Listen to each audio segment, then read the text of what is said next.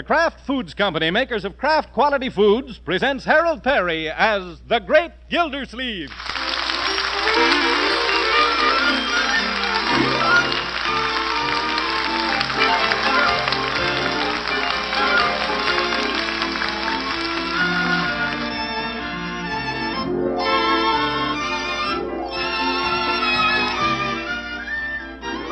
The Great Gildersleeve is brought to you by the Kraft Foods Company, makers of the wonderful new Kraft Deluxe Slices everybody's talking about. Have you discovered this marvelous new way to buy cheese in slices? Kraft Deluxe Slices are different from any sliced cheese you've ever had in your life before. They're perfect slices, cut, wrapped, and sealed by Kraft. A little later on, I'll tell you all about the amazing new Kraft Deluxe Slices.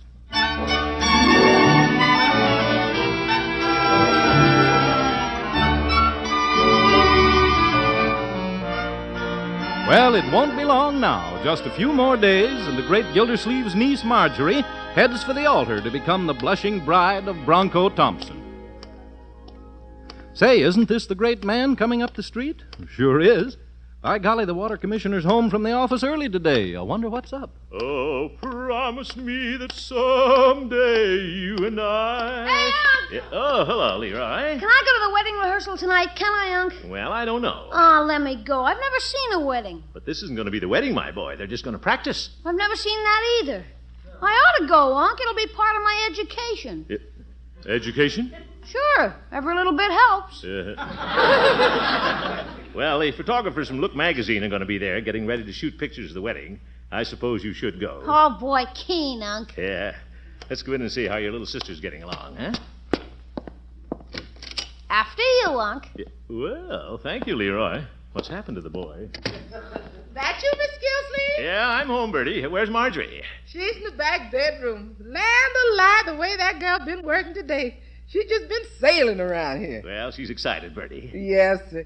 She's been zipping through the kitchen, out to the garage, zipping back in, zipping out again. What have you been doing, Bertie? I've been ducking. She don't want any help, Mr. Gilsleeve. She's getting ready for the honeymoon trip, and she wants to do it herself. Well, you know how brides are, Bertie. Yes, sir. You ought to see her, Unc. She has on some old beaten-up slacks and one of your old sweatshirts. Her hair's hanging down her eyes.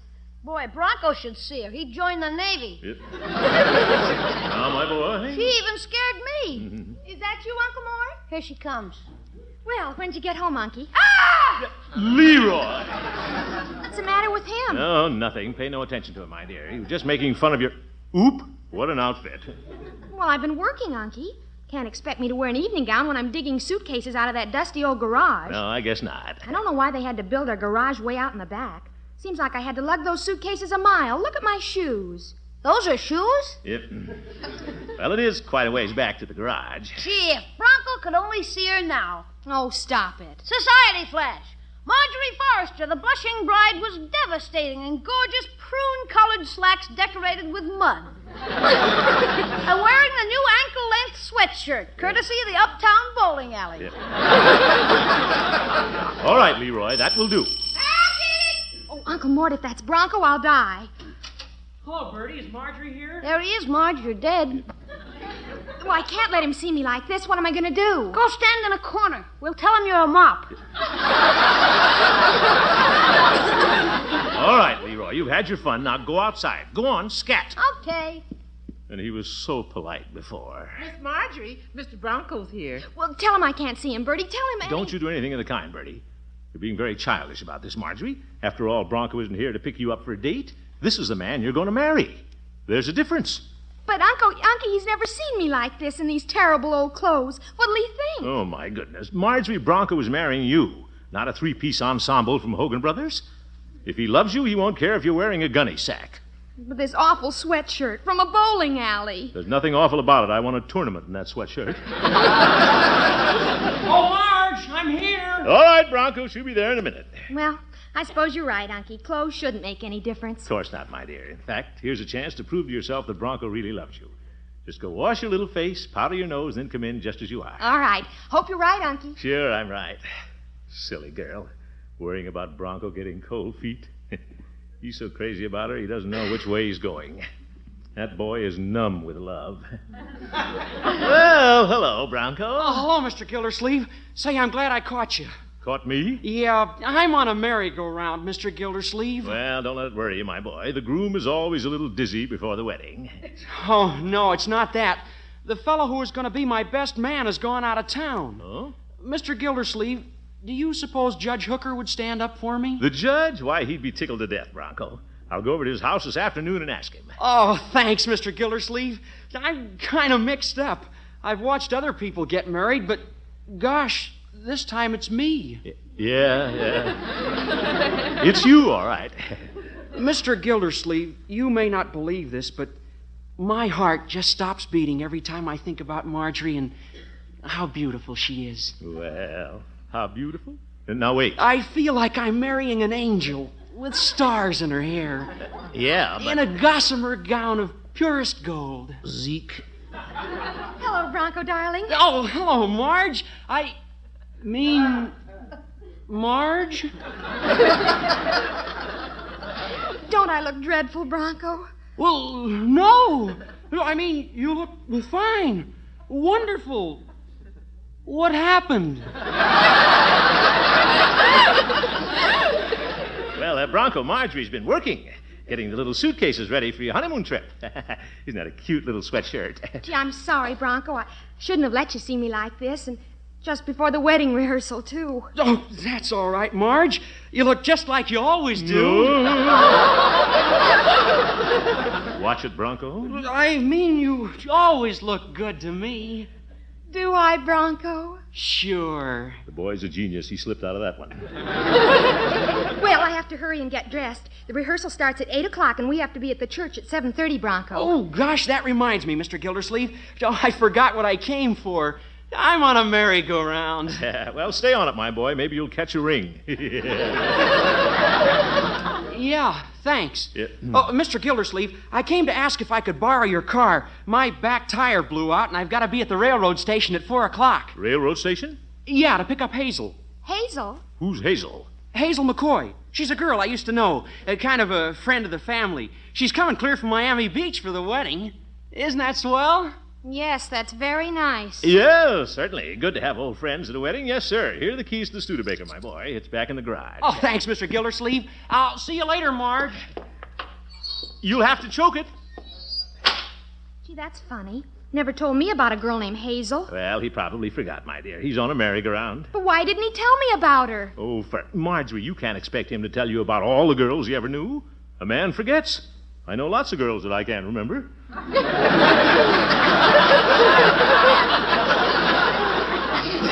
I wouldn't mind so much if he hadn't seen me in this awful outfit.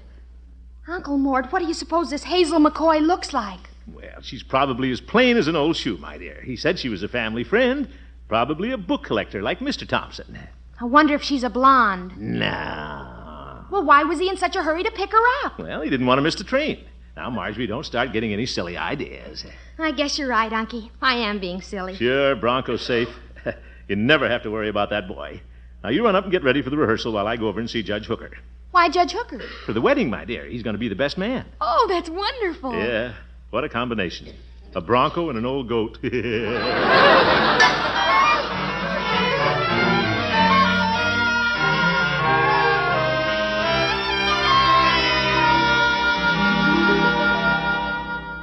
Gildy, I simply don't know what to say. Well, don't say anything, Judge. Just be there.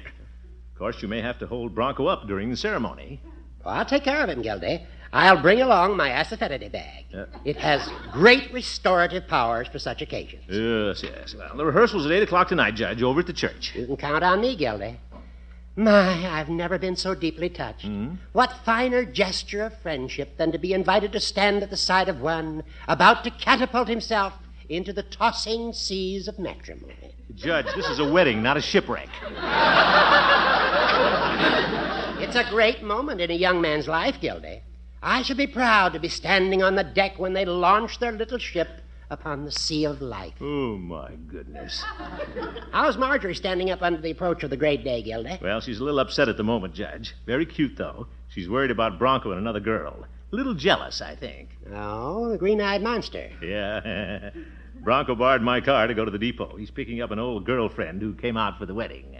An old girlfriend? Friend of the family, Judge. Well, what's the difference, Gildy? Every girl is a friend of somebody's family. Now, don't you start in on this horse. Well, I'm sure a pretty girl like Marjorie has nothing to worry about. That's what I tell her, Judge. But when Bronco came over this afternoon, Marjorie had been working, and she looked like, well, she wasn't dressed up. And you know how girls are, Judge. Oh, indeed. Yeah. Of course, I kept telling her that this friend of Bronco's was probably the plainest creature imaginable. No competition whatsoever. Why, certainly. Now, if she looked like this, look at this evening's paper, Gildy. What's this? See the picture of the girl on the front page? The one in the bathing suit? Well, nice. Now, if Bronco's old girlfriend looked like that, Marjorie might have reason to be concerned. Yeah. What a blonde. Fire hazard. I don't have my glasses, Gildy. Who is the young lady? Oh, probably some movie starlet. See what it says here. Miss Everglades of 1946 arrives today to be guest of Broadmoor residence. Miss Hazel McCoy. Oh!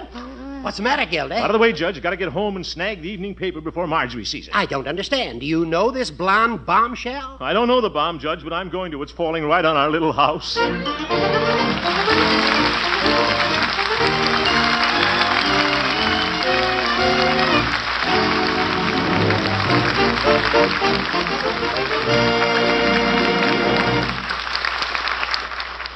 The Great Gildersleeve will be right back.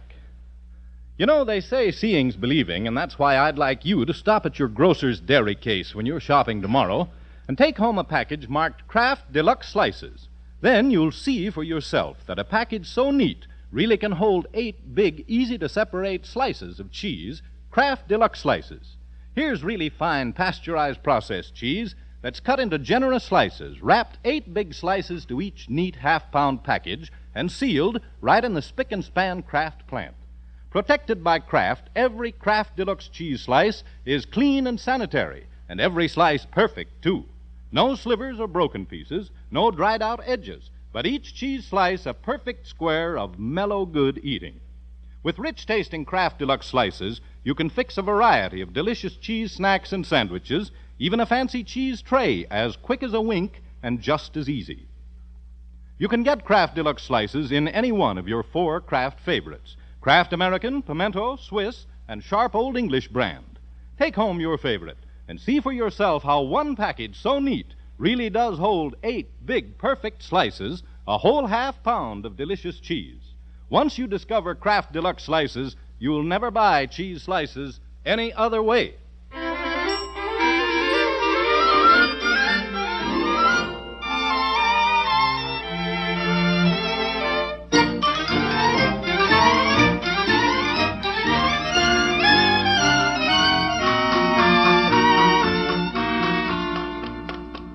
Now let's get back to the Great Gildersleeve. If I can just get the paper before Bertie does. No reason to worry about Bronco, but Marjorie won't understand. Why did I ever get myself into this? It's not my fault. Quit kidding yourself, Gildersleeve. It is too your fault. You encouraged Marjorie to let Bronco get her all mussed up. Fine thing on the day of the wedding rehearsal. Oh, almost past the house.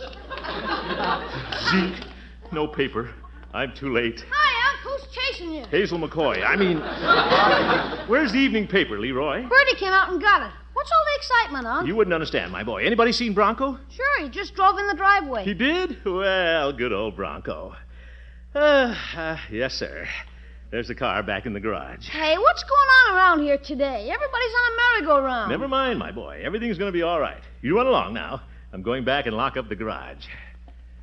Getting too old for that kind of running. Silly, too, getting upset about Bronco and that girl. Just a family friend, like you said. Well, it's all part of the excitement that goes with the wedding. Bronco and Marjorie are probably in the parlor right now, billing and cooing. Bronco working up an appetite for dinner. I'll lock up the old garage and go in and relax. There. Oh, brother, what an afternoon.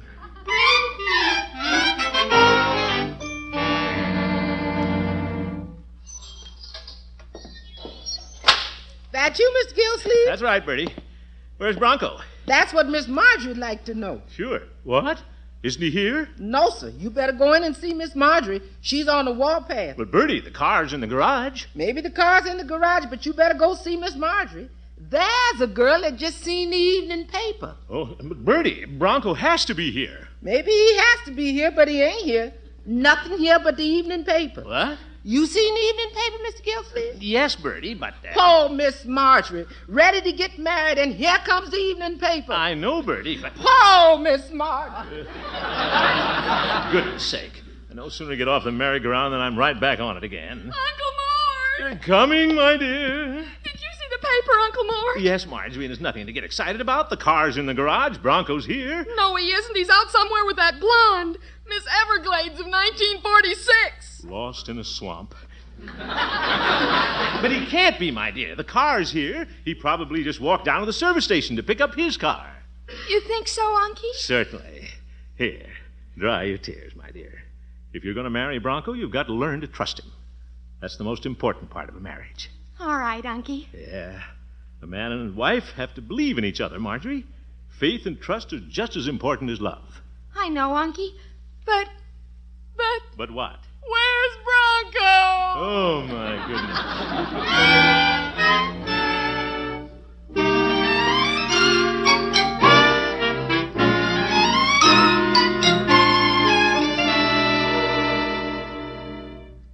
Hi, Bertie. Oh, Leroy.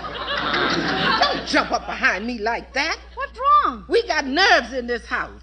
I thought you was Mr. Bronco. Oh, for corn's sake. Hasn't he showed up yet? No, he ain't. Miss Marjorie pacing up and down, looking out the windows. Mr. Gillsleeve pacing up and down. It's going to be time to go to the church for the wedding rehearsal, and no Mr. Bronco. Oh, he'll come back when it's dinner time. Pow, Miss Marjorie.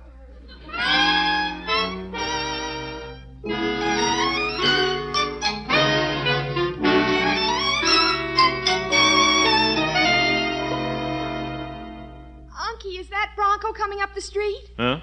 No, that's Rumson Bullard with his alligator briefcase. It's almost 6 o'clock, Unky. Where's Bronco? Marjorie, he'll come back. Bertie's starting dinner. He's bound to be here. On the night of our wedding rehearsal. He leaves me. Marjorie, please stop wailing. He probably had to wait for his tire to be fixed. He's only been gone a couple of hours. That blonde from the Everglades. Why didn't she stay there? Now, my dear, that girl means nothing to Bronco. How could he be interested in her? Unky, look at the picture. Zeke. I mean, why should he? I mean, he wouldn't. Well, I'm not even going to think about it. That's the girl. If he comes back, he'll come back. If he doesn't, he doesn't. That's the spirit, my dear. But, Unky... Yeah? Where's Bronco?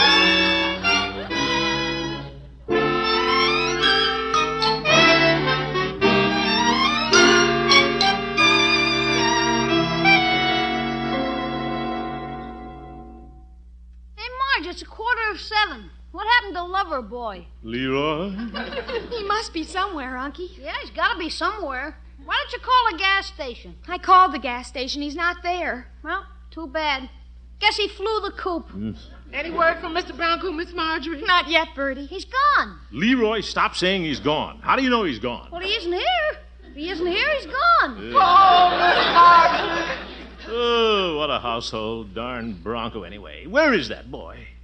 Say, maybe he took Hazel, back to Broadmoor to his family. Sure. Oh, do you think so, Unky? Certainly. Give me the telephone. I'll call dear Mother Thompson. Mrs. Bullard on the line. They could go on all night. Holy cow, what's everybody so excited about? Leroy, go sit on the front porch. You wait here, Marjorie. I'll run down to Peavy's drugstore and use the payphone. I don't think he's at home. Now, Marjorie. Oh, Unky. Don't tell me I know. Where's Bronco?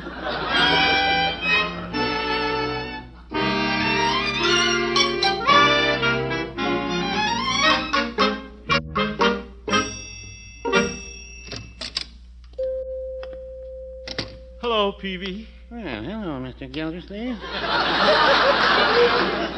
Say, the man from Look magazine tells me they're going to run a lot of pictures of Marjorie's wedding next week. Yeah, that's right, Peavy. Like to have me save some copies for you? About 20, Peavy. But right now, I just want to use your telephone. We have a little problem at our house. Give me a couple of nickels, please. 2 nickels, Mr. Gildersleeve? I gave you a dime, Peavy. Well, there's no harm in asking. Oof. Now, if I can just get into this darn... Be careful as you can getting in, Mr. Gildersleeve. The booth is right next to the perfume counter. Yeah. All right, Peavy. Large man got in there the other day and sneezed. What of it? Broke $2 worth of toilet water. All right, Peavy. I didn't get in here to sneeze. I've got to make a very important phone call. Now, go right ahead. Operator, get me Broadmoor 2242.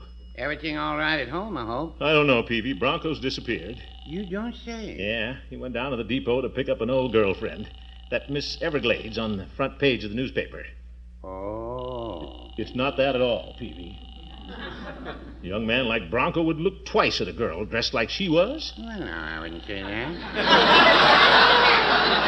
Oh, for goodness. Did you get your party, Mr. Gildersleeve? No, they probably left for the church. Well, that's too bad. Are you getting out of the phone booth now, Mr. Gildersleeve? Peavy, quit worrying about your toilet water. I'm not going to sneeze. Darn operator didn't give me my nickel back. Well, sometimes the nickel drops down and people don't hear it. It does? Oh, I find quite a few nickels that way. Peavy, I can't see in this coin slot. It's dusty. Oop.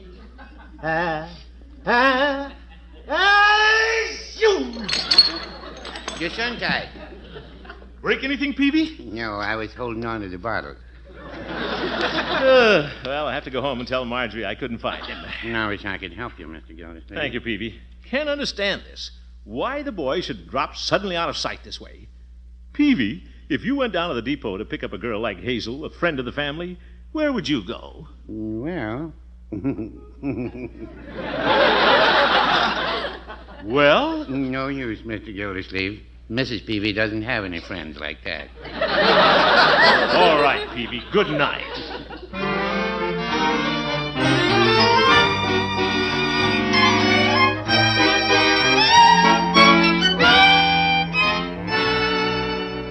It's no use, Uncle Mort. I'm going to call off the wedding rehearsal. Now, don't do anything hasty, my dear. It's only 7:30. I'm going to call off the wedding, too. Marjorie? You can't call it off now. I already took my bath. Leroy, go out in the kitchen with Bertie. I was out there. She told me to come in here with you. Yes. I'll never get married. I'll never trust another man as long as I live. Now, Marjorie, be fair. Something must have happened to the boy. I know what happened. He got cold feet. Leroy, go out and sit on the front porch. I've been sitting on the front porch. Well, go sit there some more. Oh, for corn's sake. Oh, Unky, it all started when I walked into this room and Bronco saw me in those terrible clothes. Oh, no. And then he went down to the depot and saw that bathing beauty. Marjorie, Bronco wouldn't leave you. Well, where is he? I wish I knew. All I know, my dear, is that Bronco loves you. He wouldn't push you aside for a bathing suit, a doll face. Then where is he? Marjorie, if you say that once more. Excuse me, Miss Marjorie. Any word from Mr. Bronco? Not a word, Bertie. Oh, Miss Marjorie. Oh, my goodness. This is the end, Uncle Mort. I don't care what you or anybody else says. I'm never going to speak to Bronco again. I'm never going to see him again. Now, Marjorie? I'm going to pack up and leave. I'll go to Washington and be a census taker. If... Now, just a minute. Now, don't try and talk me out of anything. I'm through. I'm through with Bronco and you and everybody. Oh, me! Oh, shut up, everybody. Great Scott, what's that? Mr. Gildersleeve, I'm here. Bronco! Marjorie, it's Bronco. He's here. Marge! Oh, Marge. Bronco Thompson, what happened to you? For goodness sake, look at your clothes, boy. You look like you'd fallen into a threshing machine. I had to crawl out a window. Crawl out a window? Oh, you! Take it easy, Marjorie. Bronco Thompson, where is that blonde? Blonde? Oh, Hazel. Oh, she and her husband and the 2 children went to a hotel. 2 children? You see, I was right all the time. But, Bronco, where have you been? Where have I been? I brought your uncle's car back and drove it in, and I was sitting there for a second thinking, and somebody locked the garage. The garage, eh? Oh, Bronco, baby, have you been in the garage all this time? Yeah, I yelled and yelled, but it's way back there. Nobody heard me. Oh, Bronco, you poor darling. Yeah. Baby. Yeah. Well, Bertie, put the dinner on. Bronco's back. Get ready for the wedding, folks. Start up the merry-go-round again. Leroy!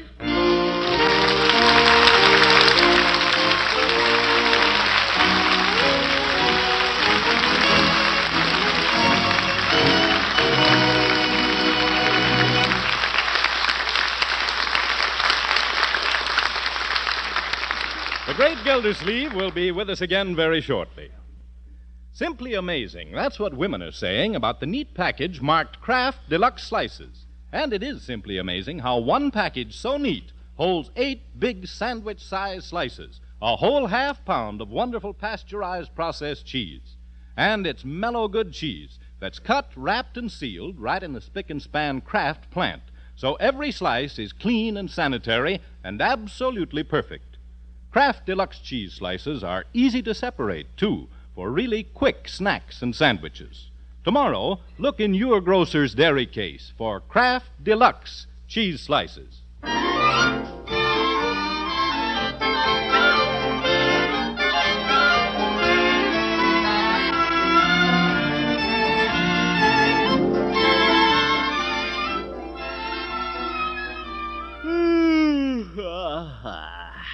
What a day.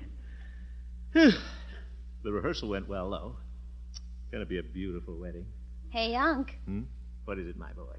look at Marge and Bronco out on the porch. Huh? They've been standing there saying good night for half an hour. Yeah, cute. They must be goony. Why do they have to say good night 50 times? Well, someday you'll understand, my boy. Takes a lot of good nights to say good night when you're in love. Good night, Marge. Good night, Bronco. There they go again. Well, my boy, this is their last time to say good night on the porch. Next week they'll be married. May 10th. Hope all our friends will join us for the wedding. Good night, darling. Good night, dear. Kiss me, Unc. See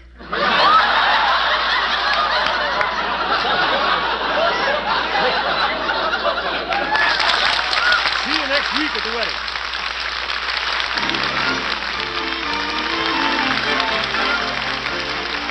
The Great Gildersleeve is played by Harold Perry. The show was written by Paul West, John Elliott, and Andy White with music by Jack Meakin. Included in the cast are Walter Tetley, Mary Lee Robb, Lillian Randolph, Earl Ross, and Dick LeGrand.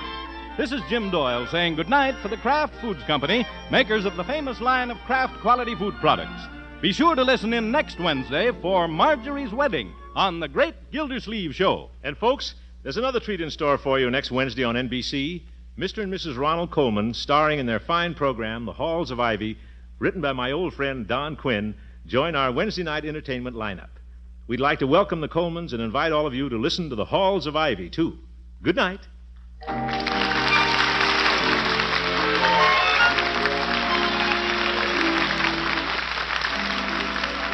Which suits your taste? Mustard that's mild, delicately spiced, or sharp, snappy mustard with zing in every bite?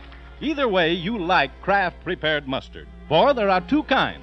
Salad mustard, tangy but smooth, and Kraft prepared mustard with snappy horseradish added. Have both on hand. For different tastes, different uses. Either works magic in bringing out hidden flavor. For when you add a little mustard, you add a lot of tang. Get Kraft prepared mustard.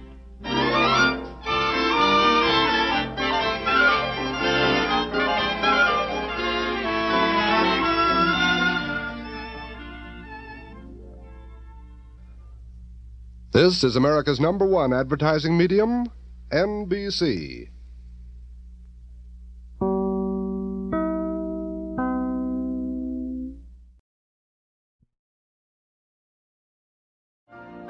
You've been listening to the OTR Gold Network. Find more classic radio at otrgold.com.